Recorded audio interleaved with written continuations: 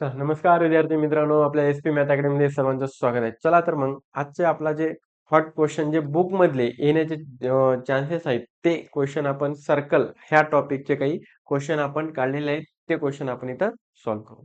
चला तर मग जास्त वेळ न घेता सुरुवात करूया. ओके बेटा, चला काय म्हणले in figure ABCD ABCD is a parallelogram. हा आपला ABCD हा पॅरलोग्राम आहे, म्हणजे हा पूर्ण. ओके, हा parallelogram. It circum circumscribes in the circle with the center T. Okay, centre T है. Point E, F, G, H are the touching points. ये 4.5. ये किती आहे बेटा इथं 4.5. EB EB किती आहे 5.5. Okay, find the AD. आपल्याला काय करायचे, AD फाइंड आउट करायचे, म्हणजे टोटल डिस्टन्स आपल्याला फाइंड आउट करायचे. म्हणजे आपल्याला डीएच माहित नाही, डीएच आपण एक्स पकडतो. ओके, डीएच काय पकडायचं बेटा, एक्स पकडायचं. म्हणजे आधी डीएच काढावं लागेल. डीएच काढलं की ह्या दोघांची सम झाली म्हणजे आपल्याला एडी निघणार. ओके, मग आता इथं हे 4.5 आहे तर हे सुद्धा 4.5 होणार. हे 5.5 आहे तर इथलं सुद्धा हे 5.5 होणार. हे एक्स आहे तर हे एक्स होणार. त्याला वाय मानायचं. हे वाय झाले की हे वाय राहणार. का बाबा, कारण हे टँजंट सेकंड सेगमेंट थेरम नुसार काय होतात, इक्वल होतात. चला तर मग सॉल्व्ह करूया.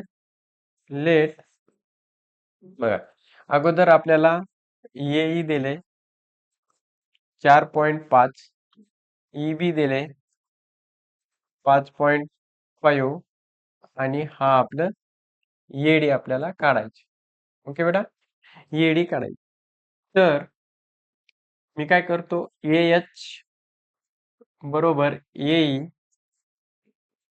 एच बरोबर येई इक्वल टू हे किती आहे 4.5 सेंटीमीटर दिले का नाही. चला, तसंच EB equal to B of किती राहणार आहे 5.5 राहणार आहे.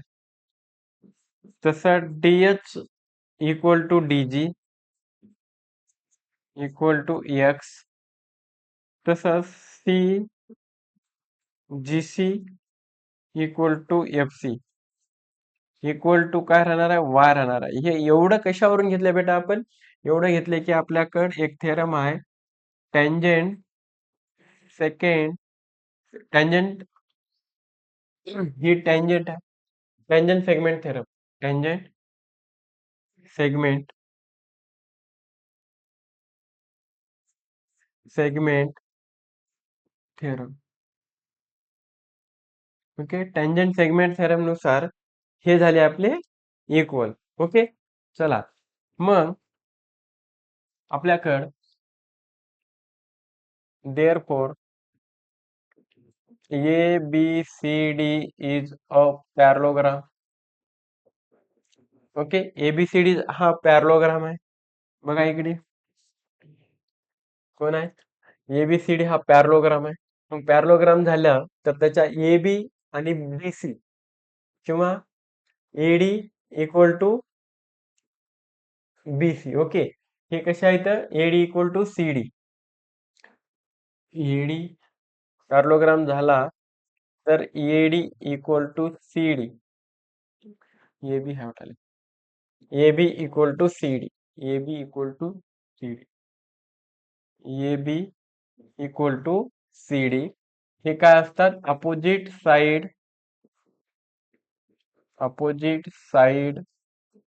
Of parallelogram are equal. काय असतात बेटा, पॅरलोग्रामच्या अपोजिट साइड इक्वल असतात. ओके, तर मग AB equal to CD. AB म्हणजे कोण कोण आहे,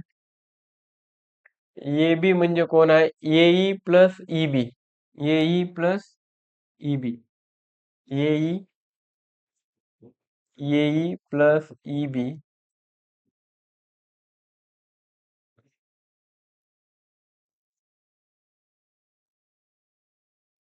एई प्लस ईबी. ओके, आणि सीडी म्हणजे कोण आहे,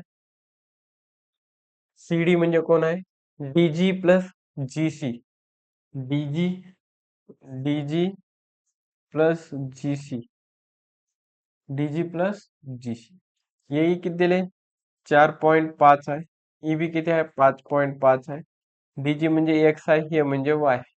ओके, चला आता 4.5 आणि 5.5 म्हणजे काय, 4.5 आणि 5.5 याची बेरीज 10, 1 4 आणि 1 5 आणि 4 9 आणि 1 10, हे किती आलं बेटा 10 equal to x plus y. आपल्याला एक इक्वेशन भेटलं, एक्स प्लस वाय बरोबर 10, हे झालं आपलं पहिलं इक्वेशन. ओके, देअरफॉर तसंच आपल्याला दुसरी बाजू, जसं आपण ए बी घेतल्या, डीसी घेतल्या, तसंच AD equal to BC, AD equal to AD equal to BC ना, AD equal to BC, AD equal to BC. Okay good. मग अपोजिट साइड इथं पण हे काय राहणार आहे आपली opposite side of parallelogram are equal, काय असतात बेटा, इक्वल असतात. एडी म्हणजे कोण कोण आहे, एडी म्हणजे AH, AH plus DH, AH plus DH, AH AH plus DH, AH AH plus DH, आणि बीसी म्हणजे BF plus FC, BF BF plus FC.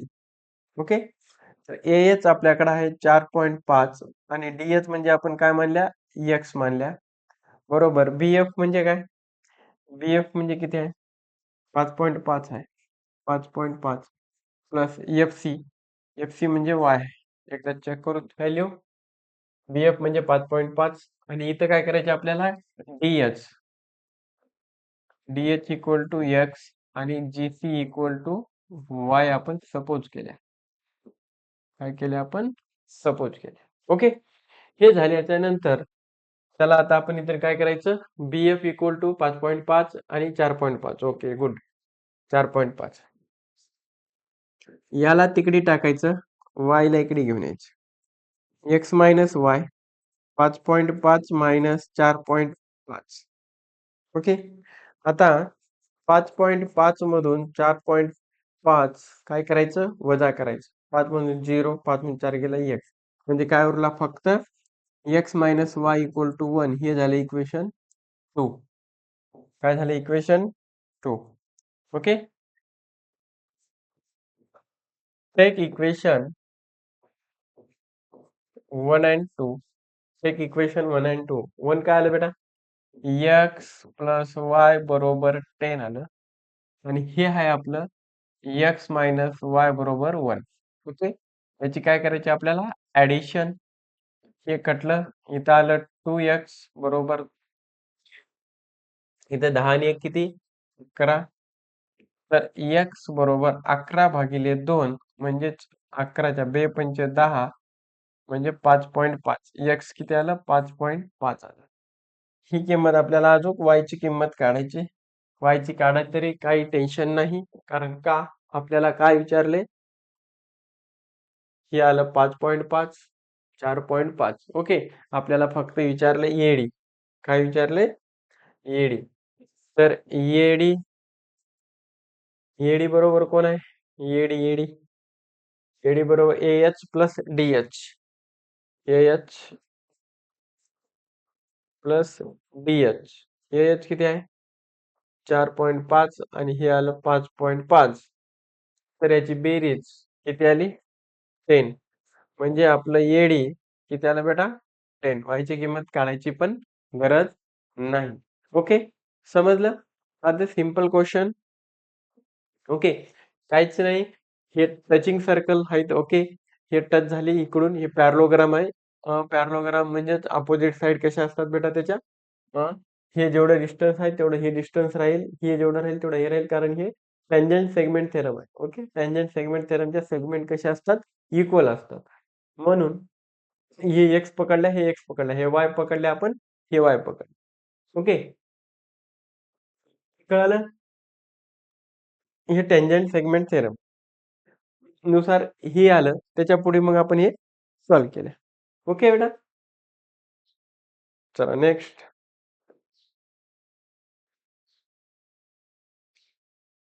आता हा question.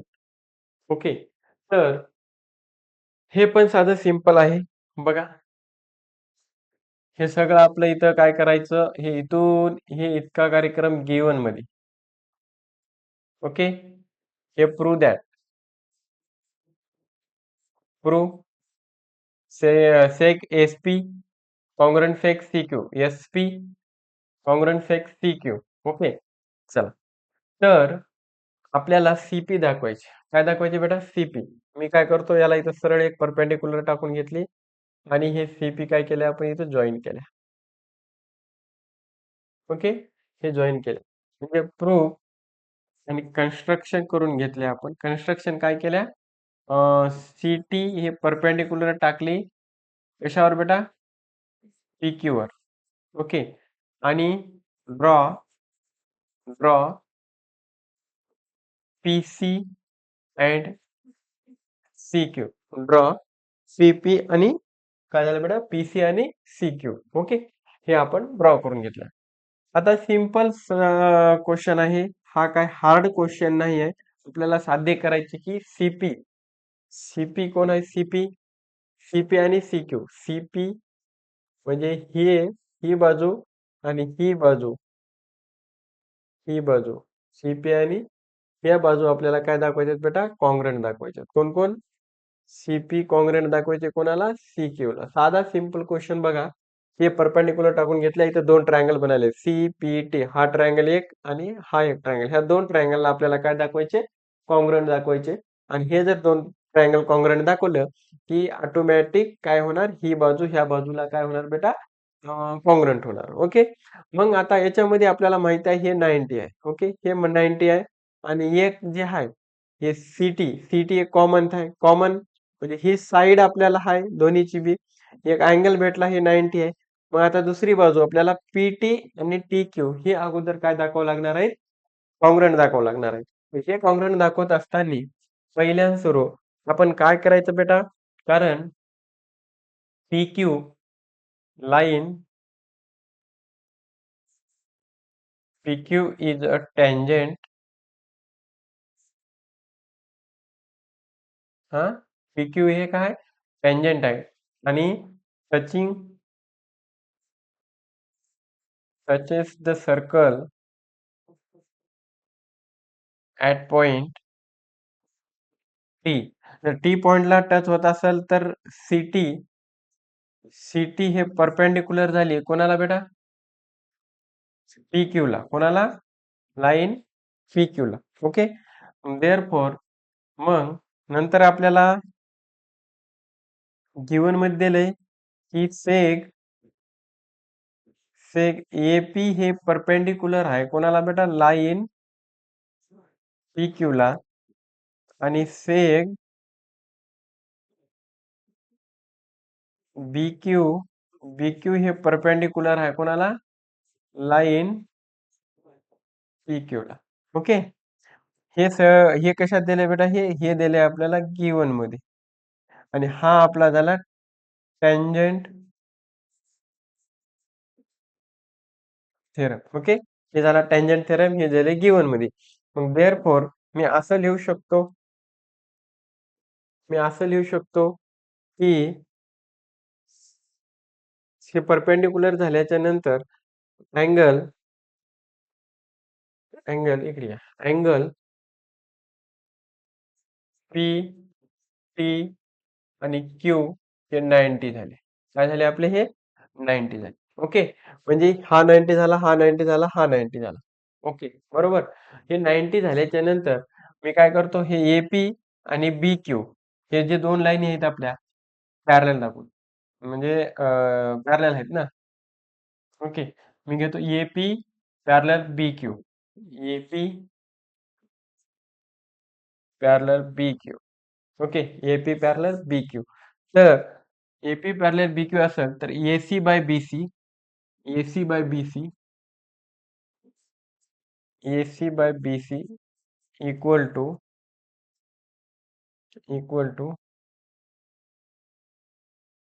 PT by PQ. PT by TQ.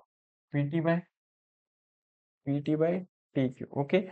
Here properties of three parallel line and their transversal okay बेटा, हे झालं.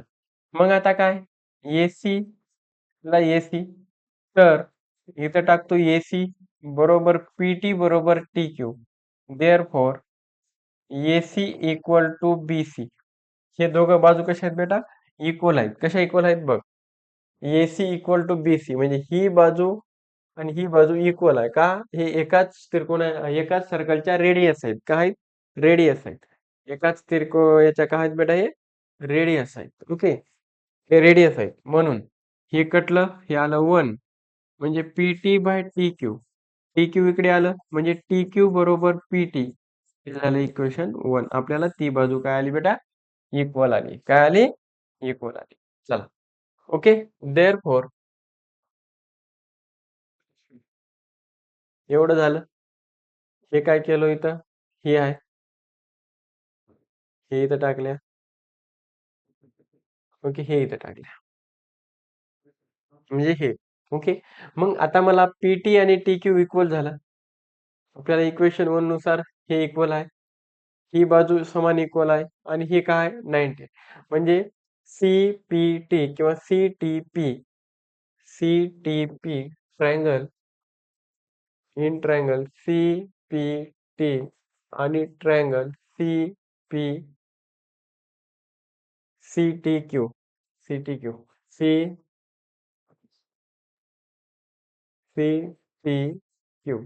Okay, CTQ मध्ये तर सेक पहिल्यांदा सुरू कोण आहे, CT. हे कॉंग्रंट आहे सेक CT ला. कोणाला, CT ला. हे कशावरून, हे कॉमन साइड. काय बेटा, कॉमन साइड. ओके, मग नंतर अँगल CTP हे कॉंग्रंट आहे अँगल CTQ ला. Each angle 90. हे कसं आहे, ईच अँगल 90 बघ. CTQ CTP. ओके, 90. मग PT equal to TQ.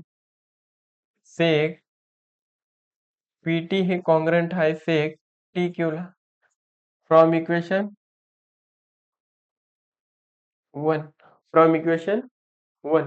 Okay, मग देअरफॉर आपण म्हणू शकतो की ट्रायंगल CPT हा कॉंग्रंट झाला ट्रायंगल CTQ ला. कोणत्या टेस्ट नुसार बेटा, साइड टेस्ट नुसार. ओके, देअरफॉर आपल्याला दाखवायचं काय होतं, CP काय दाखवायचं होतं, CQ